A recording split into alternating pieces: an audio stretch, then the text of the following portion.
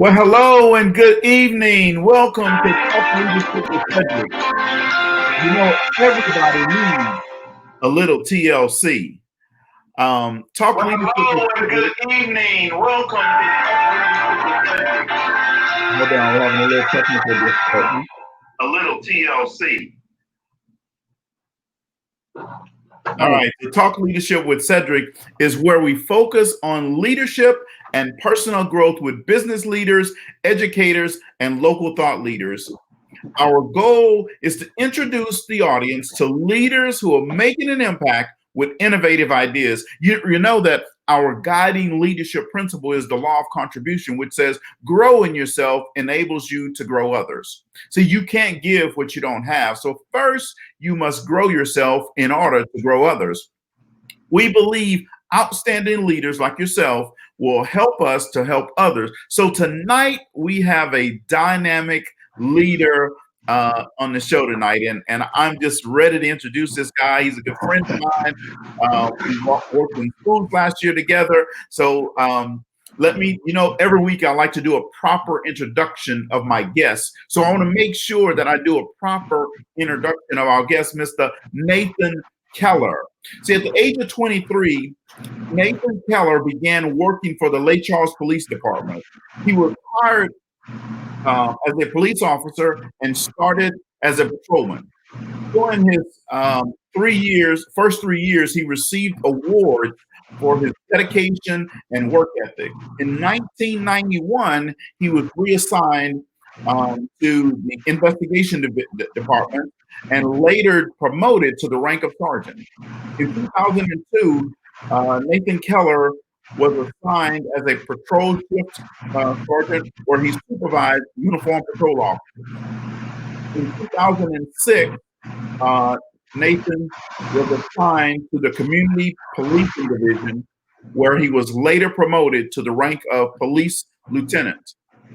While assigned to the Community Police Division, Nathan was instrumental in implementing several proactive programs, including Pastors on Patrol, Neighborhood Watch Group, Back to School programs, and other community-related meetings. In 2015, he was promoted to the rank of police captain and assigned as commander of operations and the commander of operations division and the community policing division. He immediately made contact with the Department of Justice and ensured that all officers under his command received cultural and diversity training. In June 2018, Nathan retired and ran for the Ward 3 Lake Charles City Marshal's office. And this is what we're going to be talking about tonight. He's going to be running for City Marshal again. So March of 2019, Nathan Keller was hired as the community safety liaisons for the city of Lake Charles. He started several safety initiatives for the community. And then recently, he resigned from the mayor's office on the administrative staff to run for the upcoming Ward 3 Marshal's race. Nathan Keller has been married to his wife, Janny Broussard Keller, for 32 years. Now that's talking about consistency and intentionality for 32 years. They have three wonderful children, Ashley, Brittany, and Nathan Jr., and 6 beautiful grandchildren. So everyone, let's welcome Mr. Nathan Keller to the show. Thank you. Thank you. Thank you. Well, I am so glad that you're here. I'm excited to talk with you tonight. And as I said, Nate and I work together in schools at the Lake Charles Southwest Charter School, Southwest Louisiana Charter School. Yes. We worked in the Millionaire Boys Mentoring Program. So I'm excited for him to be on the show tonight and for you to get to know Nathan Keller. So Nathan, tell our listeners, well, first of all, we know that everything rises and falls on leadership. Yes. So tell our listeners about your leadership journey and how did you get to where you are today? Well, I'll give you a little background first of where I'm from. And from a little town called Crawley, Louisiana.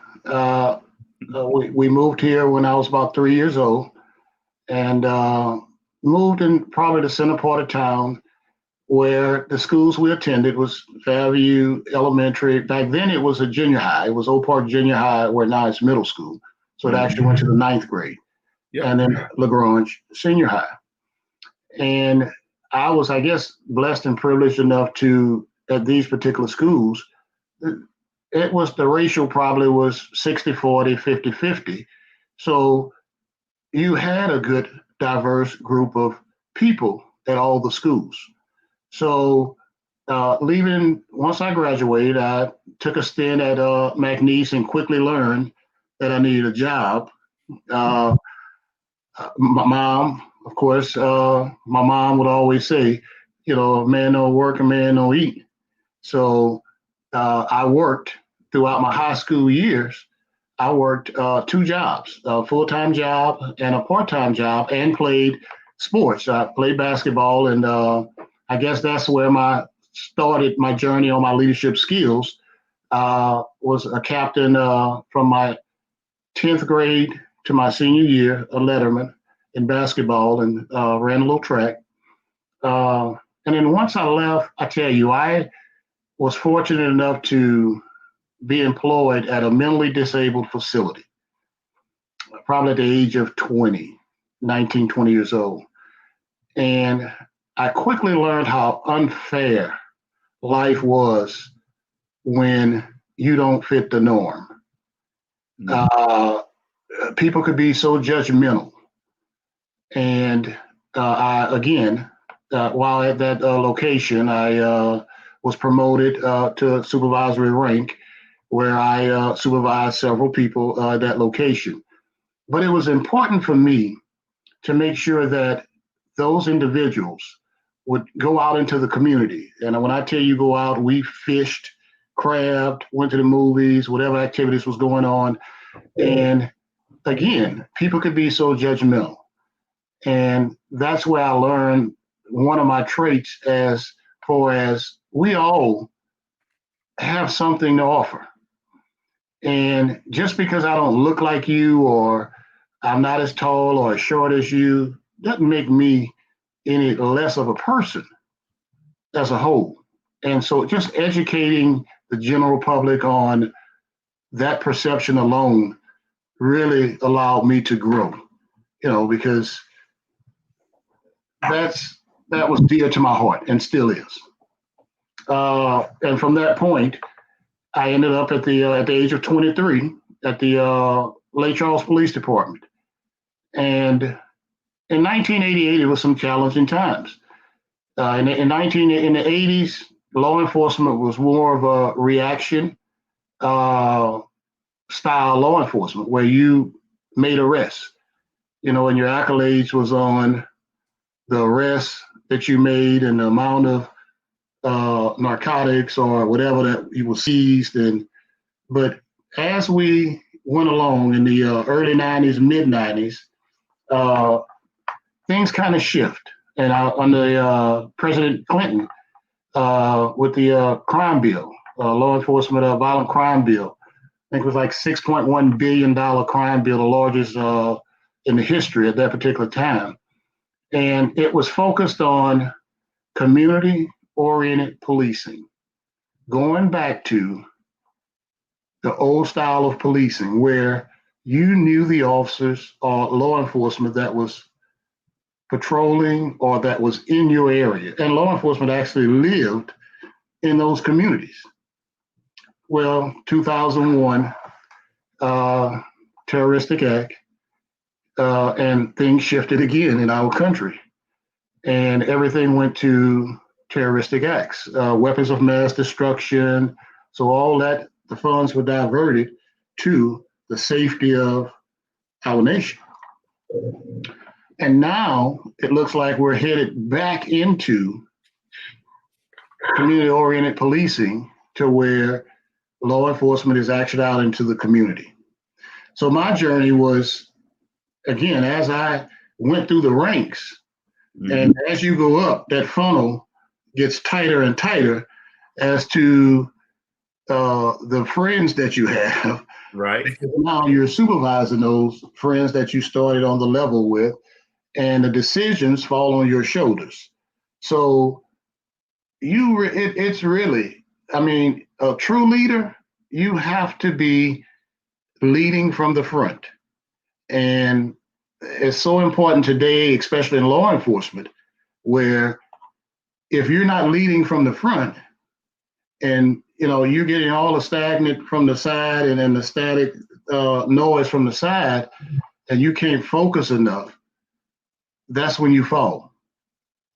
So that's just kind of a little short history of my little journey into my leadership role. And when I took over as Commander of Operations at the Lake Charles Police Department in 2015, there was only two captains, the Commander of Operations and the Commander of Investigations.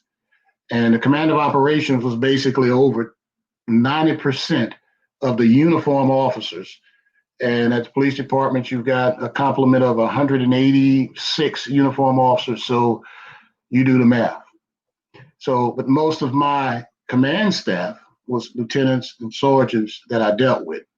And we met regularly, and I learned quickly that you don't have to be the smartest one in the room. You need smart people around you. And that is so important that sometimes we forget as leaders.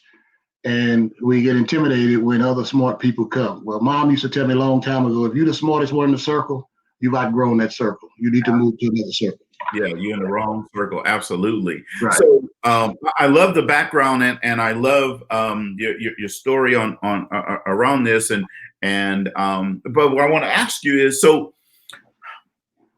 why run for city marshal?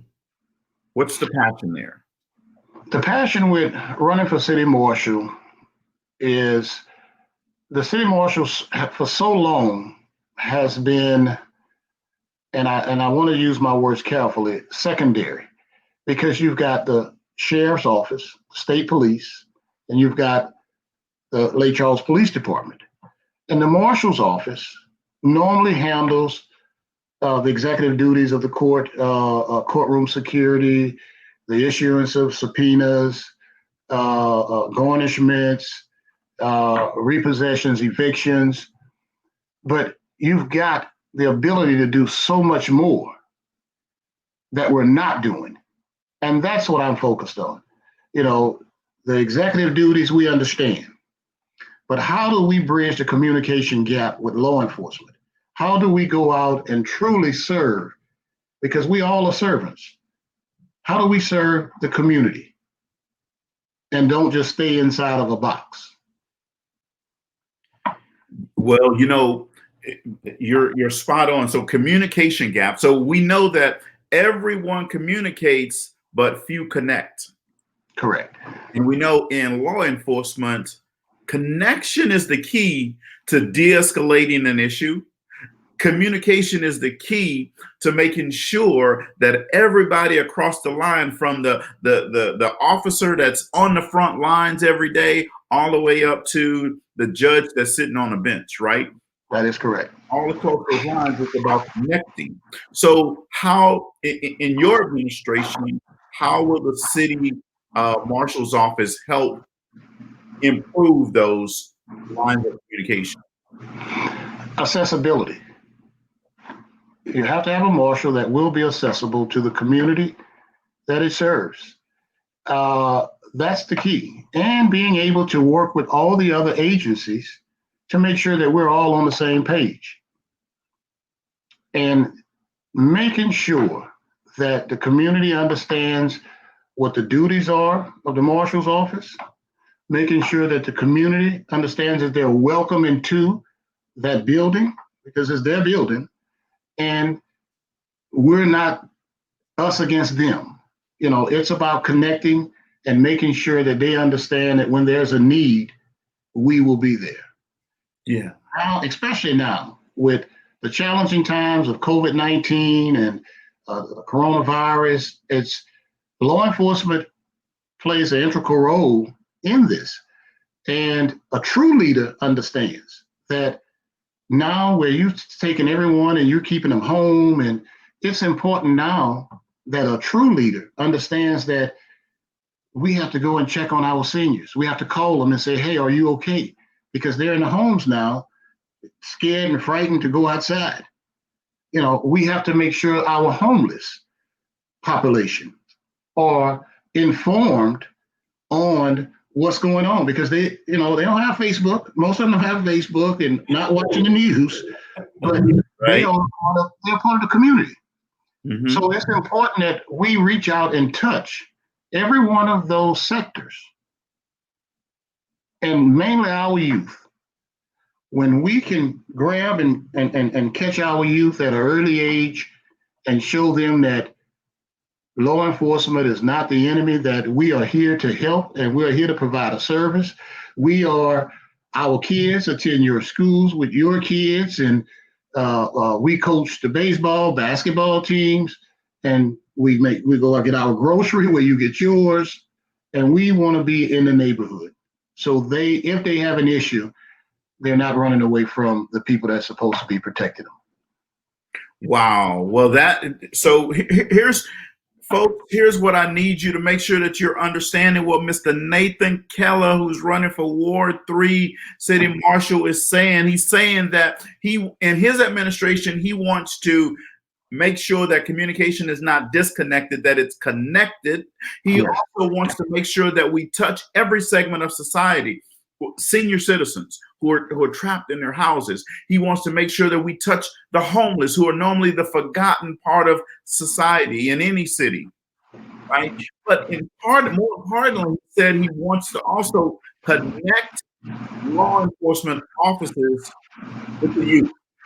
Make sure that they understand that the police is not the enemy. See, that's critical and important. We're all talking about George Floyd, but we're forgetting about what needs to happen in order so that we don't have another one of these George Floyd. That is correct. One in office that has the skill set, the ability, and the will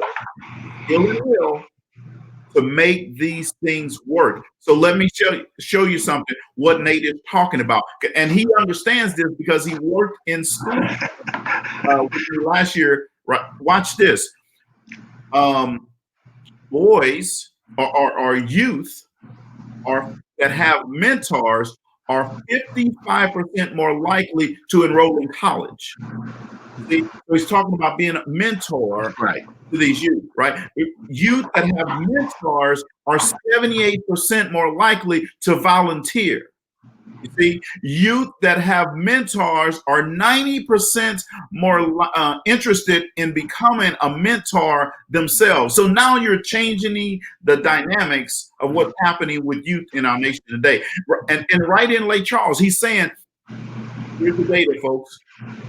Young people that have mentors are 130% more likely to become leaders themselves. Yes. I'm going to share one more chat with you, and then we're going to move on here, folks. Here's what happens. Here's the other thing.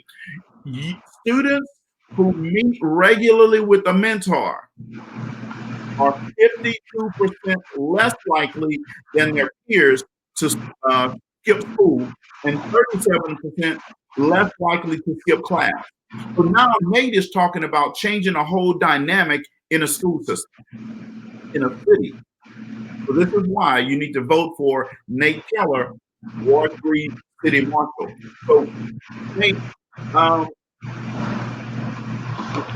what are some of the other things that you're going to do in your first 90 days?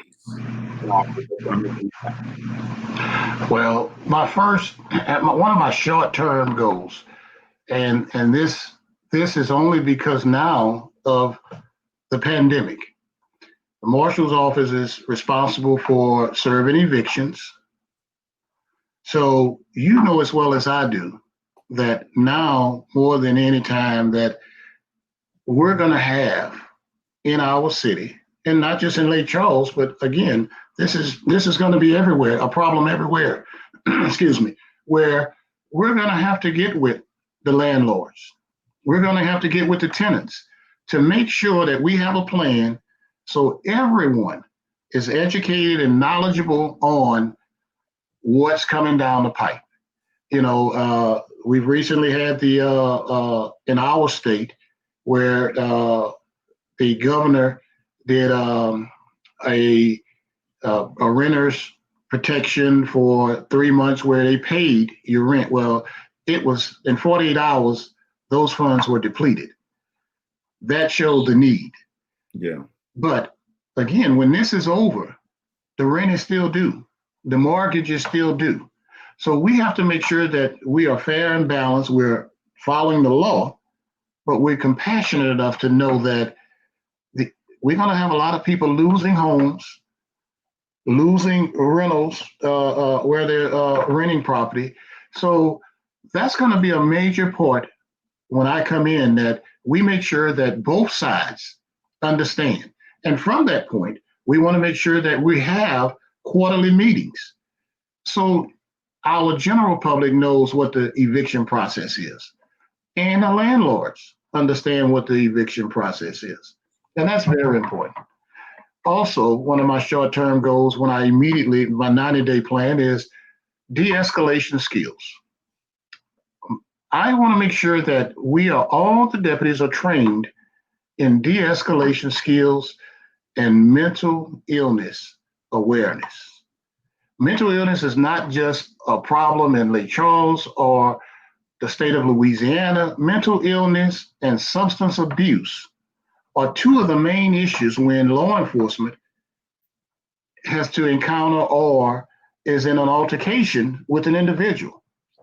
So why wouldn't we put our resources in those type of trainings to make sure that they are qualified and they can de-escalate, and not only that, recognize that these individuals don't need to go to jail, they need medical attention, and we need to get them to a medical facility. And that's the difference. And I say that meaning when you in the court, because one of the jobs is to maintain order in the courts. So you want to make sure that you can at least look and engage and see if these individuals need some other type of assistance. So compassion and connection, yes, is the key. And we know that the law of connection says leaders touch the heart before they ask for the hand. It's okay to be stern and have people follow directions, but you also have to understand maybe the situation here. Every time it's not about just pulling out your gun and saying bang bang. It's right. Assessing the situation, and not that we're saying that every law enforcement officer just pull out their gun and do that, but what we're saying is more people need to be trained in this area so that we don't have the situation that we had in other parts of the country. I love your short-term goals there. We know that leaders come in different packages with different strengths. What things do you feel are important to be successful in this role? I think the first, my strongest area would be communication. Communicating with not only the general public, but your subordinates as well. Understanding that, again, connecting, making sure that we connect and everyone is on the same page, because those saying, if we don't provide the information, the whole of the streets will. Yeah. And most times it's the wrong information. Right. So that what I would call, that would be my strength, and also my willingness to be in the community and listen. Because so often we want to speak, and believe it or not, the community, and especially our youth, have so much to say, but we want to continuously speak and tell them instead of listening and allowing them to have an opinion on the direction that Ward 3 is headed. Wow.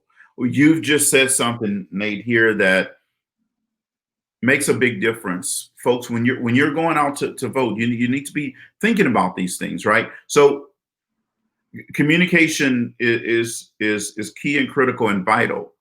But what he said is listening. listening to the community, listening to what the youth are saying, asking versus telling. Correct. That's the difference right there. We know that Stephen Covey says, listen first to understand, then to be understood. That's what he's saying in his administration they're going to do first. So let's help the audience know who you are. So let's say when all the doors are closed and you're at home and you're just relaxing with the family, what desserts are you eating? Everything that's in the freezer. Whatever ice cream Jamie's got in the freezer. Whatever cookies that's on the counter, I'm eating them. But serious, her banana pudding. Banana pudding. She makes a mean banana pudding, and now my oldest daughter, Ashley. So they compete during the holidays, and I have to be the judge, and that's not a good deal. That's not a good deal. So I lose either ways. Yeah, exactly. Well, but you get to win because you get to try them. That's right. That's right. Okay. All right. And so now we're watching sports, right? What's your favorite? I'll stay away from the Saints because I know everybody's a Saints fan. Louisiana. You already know that. You don't even have to ask. You know that. All right, but let's say we're watching basketball. What's your favorite pro basketball team? I would probably go with right now the Pelicans. Pelicans? New Orleans, yes. Okay. All right. All right. You so your wife is on here and she said, it's on the screen here. Say that, husband, talking about those desserts. I'm talking about her dessert is the best. That's right. That's right. Awesome. So if you had the opportunity to have $1 million, would you rather have $1 million in Amazon gift cards or $100,000 in hard cash? You asking me that? Yeah. I'd like to have them both. Well, you can't have both. You can't eat both banana puddings. You got to have one over the other. I'd like to have both. I would probably say the gift cards. The gift card. All and right. I would say that just because you're able to give those out. Look at that, folks. Look at that. He's talking about a servant heart right here. You see, I asked this question a lot of times, and no one's ever said you can give those out to other people. You right. See, now that's what leaders do.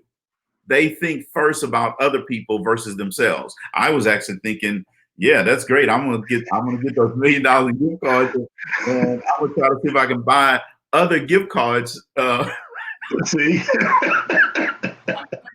No. Well, that's what you want.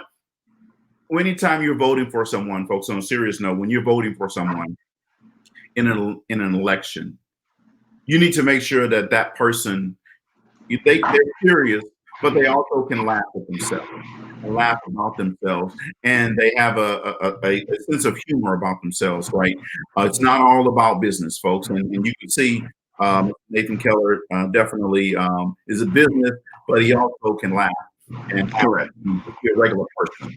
And so the heart of a leader, he said, first of all, he wants to listen to the youth. He wants to break down silos and help people better communicate. Right? That's part of a leader, folks. You can't get that everywhere. So you need to pay attention to those things, right? So what we know that good leaders ask great questions. So what's a question that either you ask or someone asked of you in your career and you thought, wow, that's a great question and it helped me? I would say one of the questions I've always is the question now is why, and how come. So often in our career, when someone gives you directives, you are just told to comply in whatever the directive is. But I think one of the best tools is to ask why. There's nothing wrong with asking why. Now, let me back up. In law enforcement, if I'm telling you to do something and it's the heat of the moment, I don't expect you to ask why. Let's get that out. Let's move that out of the way. But once everything is de-escalated and calmed down, and you're supposed to go back and be able to ask why, because iron sharpens iron. And what happens is now you're making that leader give you an explanation instead of this is how it's always been, or we're not doing it because it's not our job. And so often you hear that now. Yes, absolutely. So Kimberly Delafosse, I won't say her nickname on the air, but Kimberly Delafosse said, Nate's character and integrity are two of his greatest assets. Folks, thank you, Mrs. Delafosse. Yeah, I mean, that says it all right there. You're looking for character and integrity in office. Kimberly just said it. That's two of Nate's greatest assets. Right there. Yes. So we know that growth is intentional, right? You have to be intentional in order to grow and to get bigger and better, faster, stronger. Any organization. So what do you do, or in your career, what did you do for personal growth and development and professional growth? Training, schools, seminars. Never stop learning and going to the schools and seminars. They are available. And I was fortunate coming up through the ranks. Everything that was available, I signed up. And now, don't get me wrong, I've got probably 3 pages of schools but I can go back now and all of them weren't good, but I can go back now and look and see and take a little bit out of each one, and it just allows you to grow. So you never stop learning. So you must continuously go to the training, go to the seminars, and make sure that, again, you're not the smartest one in your circle. You allow other smart people to surround you. So a true leader, and I believe this, a true leader, you shouldn't even notice when you're gone. A true leader should have that next person ready in line to step up and run that organization as if you was there. A true leader is not intimidated by smart people. Right. A true leader understands that smart people allows them to elevate as well. And that's when we grow and we continue to give back. Because I don't want to be the marshal for 20 years. So we have to invest and undergird someone to show them how to become a successful marshal, how to become a successful leader. We can no longer contain and hold all of our knowledge to ourselves anymore. We have to pour that into our youth and our future leaders, and quit saying it's not their time. Absolutely. Pour it into the next generation. Yeah. And this actually ties right into my next question. What advice would you give an emerging leader? Let's say it's someone coming up through the ranks in the city marshal office, or they're coming up through the ranks in the Lake Charles Police Department. What advice would you give them in finding leadership opportunities or ways to fill their professional toolbox? Get involved. Get involved. Again, educate yourself. If you know that you are headed to a division, let's say you want to go on into investigations, find out what schools are available. Find out what resources are available. And also understand that you will get resistance. Everyone don't want to see you on the top. You will get resistance, and be able to withstand and hold on when that resistance comes. And don't allow anyone to write your narrative to your story. Your story is your story, and you don't allow anyone to write your narrative. And that's so important in today, especially, and I always go back to our youth, because our youth, They're the future. Right. And we can no longer allow someone else to write the stories for them. We want to pour into them to where they can go out and be great leaders in our community as well.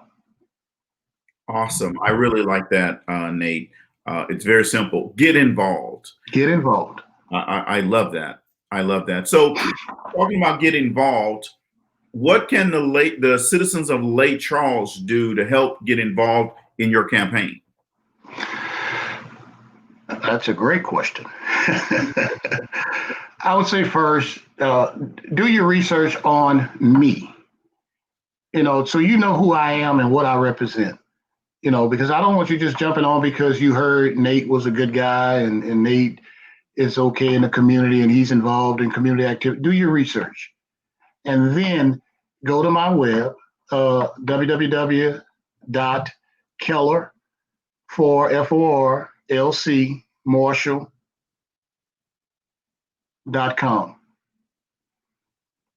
Okay. And actually once you go into that, then it'll direct you to different areas. And if you want to be a phone taker and make calls, if you want to help assist in putting up signs, or if you just want a yard sign, or if you want to call and just give me some encouraging words. And not only that, if you want to donate, because in today's society, we cannot go out and do the big functions, and you can't do the fundraisers like normal campaigning. So fundraising is kind of off limits. So the donations are appreciated. It allows me to get the material I need and to make sure that we get the resources out so people can really know who Nathan Keller is and what Nathan Keller stands for and what his plans are for Ward 3 City Marshal. So folks, you heard that. You can get involved. You say that, hey, I don't know how to get involved. Well, he just told you. Go to Keller for lcmarshall.com. It's right up on the screen. Yes. Just type it in, go there. You'll find out how to get involved, whether you want to volunteer, whether you want to donate money. And folks, let me say this. He needs people to donate money. Okay? Yes. All right. We love volunteers. He loves volunteers. And we want you to do that. But he also needs some people to volunteer their wallets. And that's, for me, that's one of the hardest things to do, because I'm used to pouring out. And now I'm asking. And that's one of the most difficult things to do is ask, hey, I need donations. I can't run this campaign by myself. And and I tell people the story of when I ran in 2018. A young lady came and a minimum wage job, and she said, "Mr. Nate," somebody they call him Mr. Nate, Uncle Nate in the community. So, Mr. Nate, I believe in your campaign, and she gave me $100. Now she's got kids, and I know her income. So for her to give me that $100 was more valuable than someone that's of an upper status to give me that same $100. Sure. Because it meant something to her. It really did. That she believed in me enough. And I just remember that and it sticks with me that, so don't think that what you give is too small, because nothing is too small. Right. Yeah. And folks, I would say, so Nate can't, he feels different about asking people to donate, but I don't, folks. I'm asking you to go out and donate. Go to the website. You don't have to leave your house. Go to the website and donate, whether it's $5, whether it's $10, it could be $1. Every little bit helps when you're running a campaign. So, for lcmarshall.com. So, Nate, mentors. Mentorship is important. Now, here I'm talking about adult mentorship, right? So, do you have a mentor? I would say I had several mentors throughout my career. But I would start with my mom. My mom instilled in me the work ethic, how to get up and no one owes you anything. You have to go out and get it. And, you know, I watched her when we were kids. Again, like I said, we lived in Crowley, and she would Crowley, Louisiana, and we would stay with my grandmother or relatives, and she would leave Crowley and travel to Baton Rouge to Southern to go to school to further her education. That's how determined she was to make sure that she was able to provide for us. So she would be my first.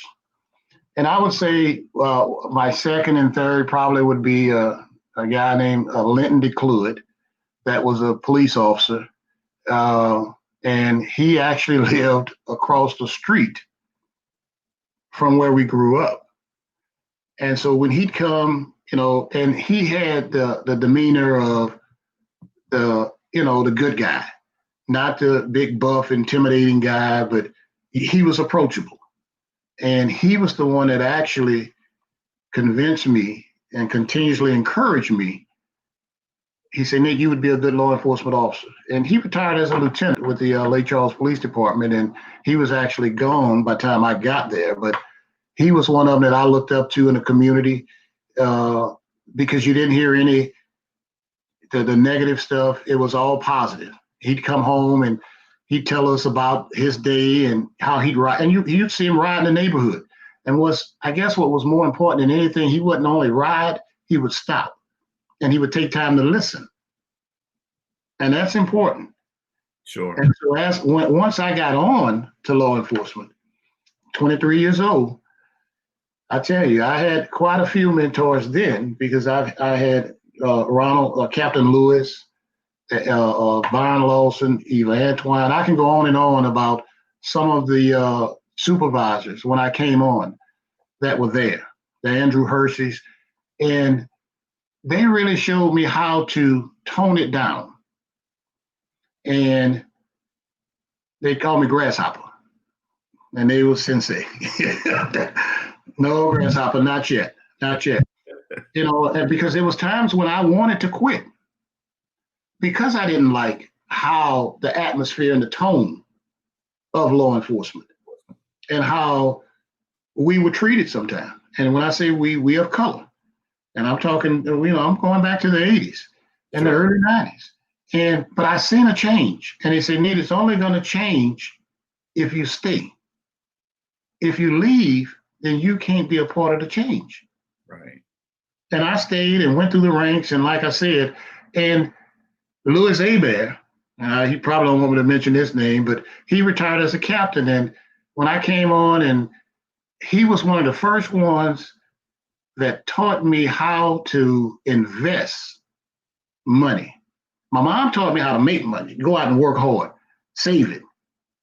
And this guy really set us down and said, you're not going to see it now, but you need to take this out and put it here, and every time put it here. And when it's time for you to leave, you're going to be okay. And there were times during the course of my career, the hall would, man, stock market crashing. You need to hurry up and go get your money. You're losing money every day. He called me in the office and closed the door, and he said, Nate, you haven't lost anything. Your money's still there. Mm-hmm. All your stuff is still there. You're in this for the long haul. Right. You're not in this for the short run. And that's so important that we teach our kids and our youth how to invest. So those, I would say, were some of my mentors. And I still call Linton every now and then, and we talk on the phone and whatnot. But those were some of my mentors that really guided my direction in law enforcement and how to be successful. Well, that's awesome. We know that mentorship is extremely important for the youth, but also in your career. So, hey, Nate, I know early in the show, I kind of went through some of your successes, but what I want you to do, there's people that have joined since then. I want you to give us a rundown of just, a short synopsis of your career successes. And that's one of the hard things that, you normally don't want to pump yourself up. I'll tell you, this is the time that I ask him to brag on himself. So don't be bragging. Right. I would say In my early career, like I said, I received several awards for just the service and work ethics. While at the police department, I received Officer of the Year, which is the highest award that you can receive in law enforcement at any agency. Supervisor of the Year, nominated several times for Supervisor of the Year. Community Achievement Awards with the NAACP, with the Kiwanis North, and I can go on and on. But most of my awards were because of my involvement in the community. So most of your awards were because of service to the community. Yes. Yeah, it's the same thing that you want to do here with the city marshal's office. You want to help serve the community. Yes. Absolutely. I absolutely love that. And so the reason why I wanted people to hear some of your successes, Nate, and also a success that he didn't mention is 31 years, right, with the Lake Charles City Police Department. Yes. That is a long time, folks, for anybody's career. 31 years with one organization is phenomenal, is outstanding, and definitely worthy of praise and mentioning. So, you know, we've all gone through life where we had successes and we had ups in our careers, but we also had times where we failed, right? So give us one time where you failed and what you learned from that failure. And I don't particularly care to use the word fail. I'd rather use setbacks. Okay. And I would say one of my setbacks was when I fell short in 2018 in this same election, in this same seat that I'm running for now. It would have been so easy to say that's it. But that's not who I am, and that's not who I will continue to be. So what I learned was that through your setbacks, and I'm gonna tell you, I'm gonna go off script for a minute, but someone told me while I was at the Millionaire Boys Club doing a deal, and he had a ball, and everyone had a ball, and we were able to bounce that ball. And the harder you bounce the ball, the higher it went up in the air. And it just makes so much sense that doesn't matter how many times you fall, that you can rise and get back up. And that was a prime example of the ball. And once that occurred, man, I'm telling you, it hurt, but I asked, and I had a discerning heart. So prior to doing anything, any major event or movement, I go to God, my wife and I, and we pray. And I'll never forget this story either. We prayed about the marshal's office in 2018. And my comment when I was running, I told everyone, God told me to move. So I'm leaving where I'm at. And another friend said this as well. I left everything behind, so there was no retreat. I couldn't go back because I was civil service, which means all connection was gone to the Lake Charles Police Department. So now I'm unemployed, shooting for something, but I know it was time for me to leave where I was. And no one could understand that outside of my circle, but spiritually I knew it was time. Now I wanted to be the marshal. Let's keep that real and put that on the table. Mm-hmm. But God had another plan.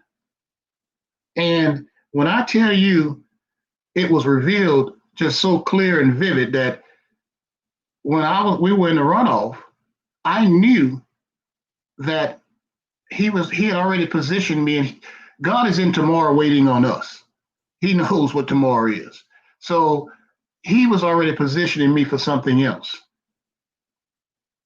And look where I am today. I was able to go into the mayor's office of the city of Lake Charles on his administrative staff as the community safety liaison, which means it allowed me to further what I enjoy doing, which is connecting to the community, being involved, and service to the community. Now, doing that, it allowed me to meet great people like you and so many other people, because I learned that through partnership is when you are most successful. Yeah. You know, you can go alone, Yeah. but when you have a partnership of people and knowledge, you go much further and much longer.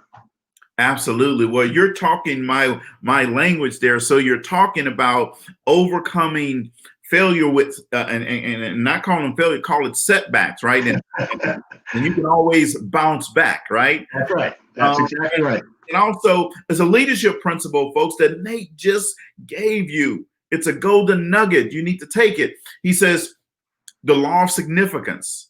One is too small a number to achieve greatness. What he's saying, folks, is one person can do a lot of good things, but they can't be significant. They can't do great things alone. Every person, with the man, always been able to do significant things as a team with other people.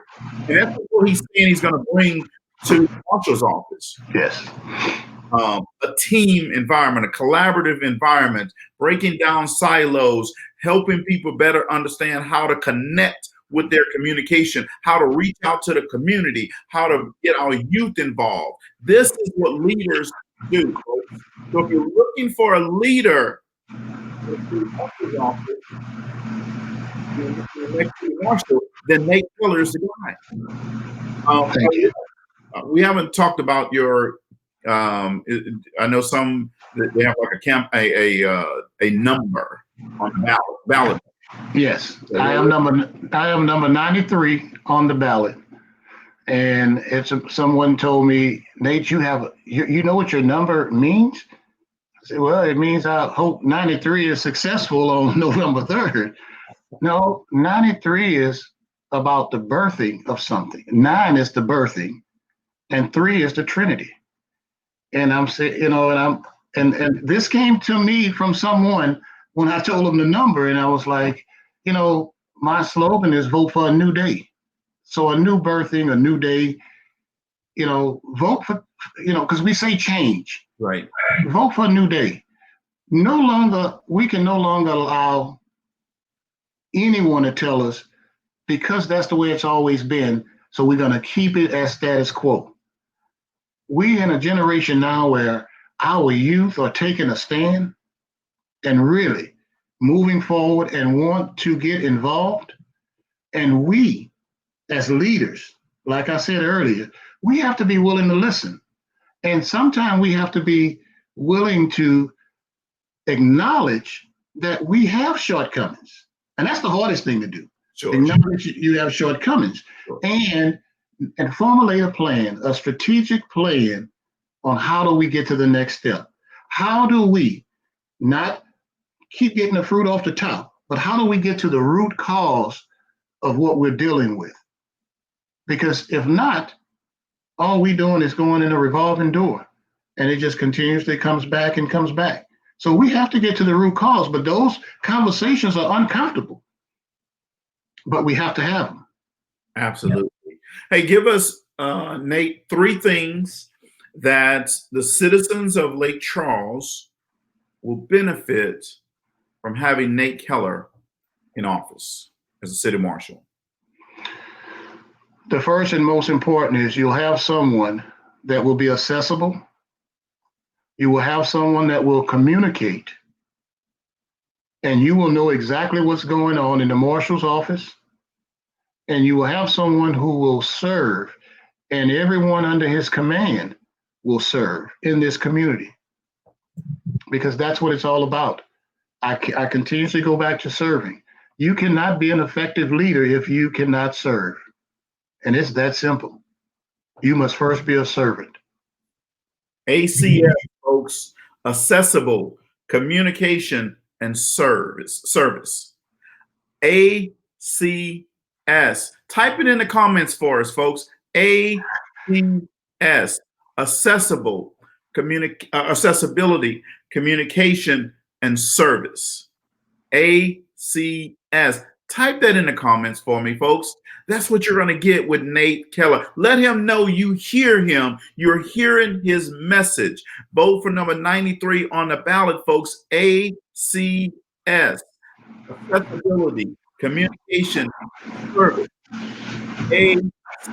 That's all you need to know. ACS 93. That's Yes, what sir. you need to know. Yes. And most importantly, exercise your right and vote. Absolutely. Regardless to what you think about whatever candidate, exercise your right and vote. Too long, our vote has been taken for granted because we don't vote like we should. And when I say we, I'm talking about the community. Community. You know, 33, 26% go out to vote.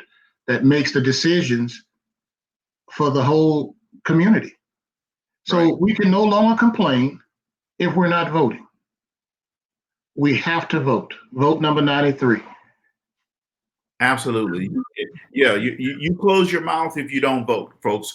Your voting is that's your right to have a voice and to say something. So let me ask you this, and we're going to be wrapping up in just a little bit, but I want to make sure that people understand this. And you know, there are a lot of things that's going on in the world today. Obviously, COVID, businesses are locked down, people can't go out, they have to wear a mask and all that type of stuff. Even with all of that, Nate, hey, we know that, and you're a believer like I'm a believer, we know that the world will continue. Yes. Tell us, why should the citizens of Lake Charles, Louisiana, still be encouraged and engaged in the voting process? The voting process makes a difference. It allows your voice to be heard. If you don't vote, like I said earlier, you allow someone else to make the decisions for you. You allow someone else to come in and determine whether or not a school is closed or a school remains open in your community.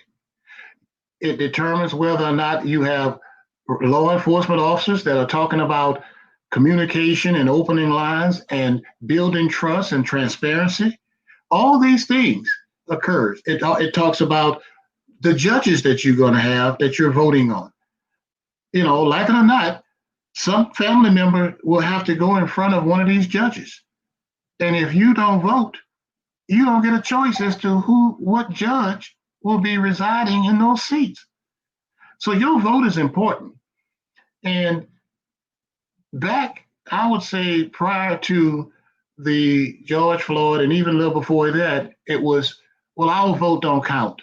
I would hear that so often with our young adults. Mm-hmm. It doesn't matter. They're going to do what they want to do anyway, and our vote doesn't count. Well, your vote doesn't count if you don't vote. You are absolutely correct. It doesn't count if you don't vote. But if you exercise your right and vote, your vote is just as important as the president of the United States. You get one and he get one. Absolutely. Sometimes we wish we didn't get vote, but that's different. Never mind. Never mind. Let me stop that. My power for good. So, hey, Nate, look right in the camera. We have 2 minutes left. Look right in the camera and tell the folks of Lake Charles why Nate Keller. If you want a leader that will be involved in the community, a leader that will be accessible to the community, a leader that will allow you to have a voice, then you vote number 93, Nathan Keller for Ward 3, City Marshal. A leader that will no longer allow someone to say this is the way it's always been and we deserve no more. A leader that will say we deserve the best every day. And today is a new day. You vote for a new day. You vote Nathan Keller, number 93, on November the 3rd. Thank you. Well, folks, I don't have to say anything else. He just, wow, that was powerful. I'm ready to vote. I don't even live in Lake Charles, and I'm ready. This is awesome, folks. Hey, Nate, thank you very much for coming on the show tonight. I've enjoyed it. Hopefully you've enjoyed it. Audience, if you've enjoyed it, tell Nate you've enjoyed listening to him and talking about his campaign. So awesome. Hey, guys, I have an exciting announcement on a new monthly special segment we're going to have starting Monday, August 24th. You know, many of you are always, well, many of us, I should say, are always trying to figure out how to eat healthier, how to change what we eat, what foods we put in our bodies. And, you know, I'm going to have some ice cream tonight, but but we're trying to change what we eat on a daily basis to become healthier. And I know that a lot of you enjoyed the segment where Miss Tanya Chapman was on talking about healthy eating. So guess what we're going to do, folks? Starting Monday, August 24th, we're going to have a special segment on a monthly basis called Healthy Eating. Get well, stay healthy. And Miss Tanya Chapman is going to come on and she's going to help us eat better, eat smarter, eat bigger, better, stronger in our eating process. So starting Monday, August 24th, she's going to be on to help us with that. And you know what? Watch out, because this is probably going to grow and be something even bigger than what we're starting with, right? But we have to start somewhere. So tomorrow night, folks, at 5:30 p.m. Central Time, set your dials so that you're right back here. Tomorrow we will have Louisiana native Jennings, the Louisiana native attorney, Aurelia Lawrence on the show. And I want you to tune in and come hear her. She's a dynamic attorney in Southwest Louisiana that's doing great stuff for Miss Olivia Lawrence. Then at 6:30, 6:30 Central Time, you know, I go over to the Empowered Living Network where we do our show on Black Entrepreneurs Institute. And folks, we have 1.9 million subscribers on that platform. So you come and join them. We want to get to 2 million really quickly and then move right on to 2.5 to 3 million subscribers. So I need your help to keep building that community. So tomorrow night at 6:30, that's Tuesday night at 6:30, we'll be there. We'll be here at 5:30. We'll go there at 6:30, and we're going to come back here at 7:30, folks. It's just going to be crazy. Tomorrow night at 7:30, we'll be here with Talk TK, talking about mental performance and mindset performance. If you want to go to a higher level, folks, you want to be there. And let me tell you, folks, this is what I'm going to wrap up with. You know, if you're not at the table, you are on the menu. Don't be on the menu. Thank you very much for tuning in tonight. Good night.